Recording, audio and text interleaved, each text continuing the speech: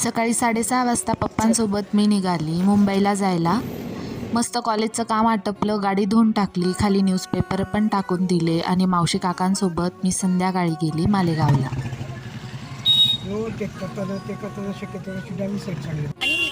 हा काकां ते पेढे घ्यायला गेले. सायंकाळी आम्ही पोचलो घरी आणि हा आहे आमचा पार्क. रात्री मस्त गप्पा मारत जेवण केलं आणि झोपी गेलो.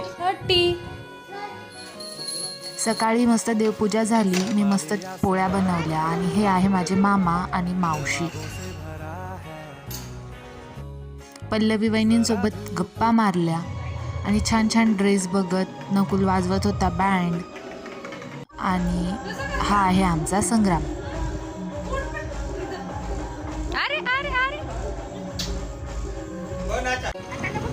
माझी लहानपणीची मैत्रीण ही आहे चैताली. छान गप्पा मारल्या आम्ही. मग काय होतं?